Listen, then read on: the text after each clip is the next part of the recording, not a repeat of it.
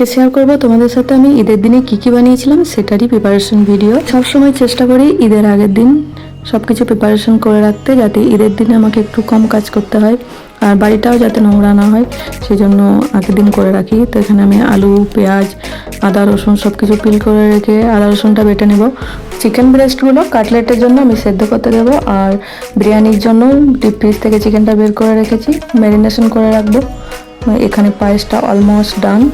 আমি condense milk দিয়ে দিলাম মিষ্টির জন্য, আর এখানে দিচ্ছি নলেন গুড়। এটা মাইক্রোওয়েভ করে নেবেন একটু জল দিয়ে, নাহলে দুধটা ফেটে যেতে পারে। আর এখানে আমি দুধে চাচি দিয়ে দিচ্ছি, খুব টেস্ট হয় এটা দিলে। তো পায়েসটা আমার রেডি হয়ে গেছে। এদিকে ব্রেস্ট চিকেনটাও সেদ্ধ হয়ে গেছে আর কাটলেটের মশলাটাও রেডি। আমি চিকেনগুলো ছাড়িয়ে কাটলেটের ফিলিংটা বানিয়ে নেবো আলু আর চিজ কোরিয়ান্ডার দিয়ে। ফিলিংটা রেডি হয়ে গেছে, ঠান্ডা হতে দিলাম। আর এদিকে আমি পেরি পেরি চিকেনটা একটু ম্যারিনেট করে নিলাম কালকে স্টার্টারের জন্য।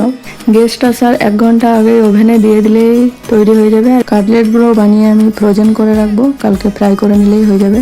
আর এখানে বিরিয়ানির জন্য বিরিয়ানির চিকেনটাকে ম্যারিনেশন করে রাখবো। আর এখানে একটা রেসিপিও আমি পারফেক্টভাবে দিতে পারছি না, কারণ ভিডিওটা অনেক বড় হয়ে যাবে। সেই জন্য যদি কারো রেসিপি লাগে অবশ্যই আমাকে কমেন্টে জানাবেন, আলাদাভাবে আপলোড করার চেষ্টা করব। এবার আমি নবাবী সামাইটা বানিয়ে নেব।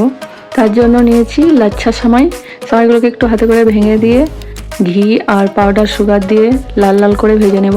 পাউডার সুগারটা দিয়েই ভাজবেন, ক্রাঞ্চি ভাবটা থাকে ভালো। এখানে নবাবী সামাইয়ের ফিলিংটাও রেডি হয়ে গেছে। তো সামাইগুলো দিয়ে আমি ভালোভাবে এটাকে সাজিয়ে নেব, দিয়ে ড্রাই ফ্রুটস দিয়ে একটু ডেকোরেশন করে নেব।